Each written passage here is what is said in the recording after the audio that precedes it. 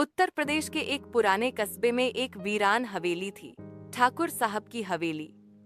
कई साल पहले वहां जश्न, बारातें और दियों की रोशनी रहती थी, लेकिन अब वहां सिर्फ चुप्पी और धूल थी। हवेली में एक कोठरी थी, कोठरी नंबर 13। कहते हैं ठाकुर साहब की छोटी बेटी कमला कोठरी नंबर 13 में रहती थी।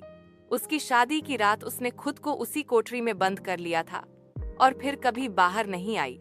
लोग कहते हैं कि कमला का पति लालची था, उसने शादी के बाद ही उसे मार डालने की साजिश रची थी।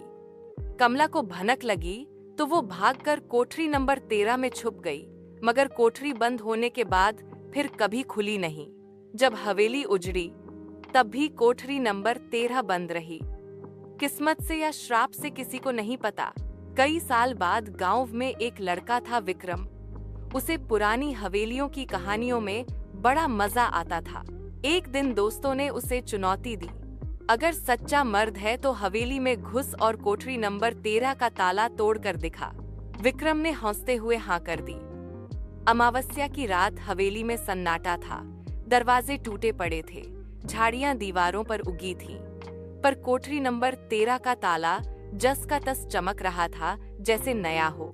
विक्रम ने ताला थोड़ा, दरवाजा चरचराया और खुल गया। अंदर सिर्फ अंधेरा था और कोने में एक पुराना आईना।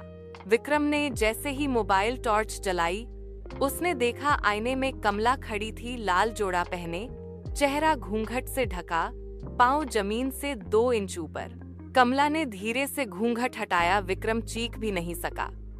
उसकी आंखें काली गुफाओं जैसी थीं और मुंह सिल दिया गया था, मोटे काले धागे से। सुबह गांव वाले हवेली पहुंचे, कोठरी नंबर 13 फिर बंद थी, ताला फिर से चमक रहा था, बस अंदर दीवार पर खून से लिखा था, अब ये कोठरी फिर नहीं खुलेगी। कहते हैं अब जब हवेली में रात को हवा चलती है तो कोई धीमी सी आवाज आती है, जैसे कोई बंद मुंह से चीखने की कोशिश कर रहा हो।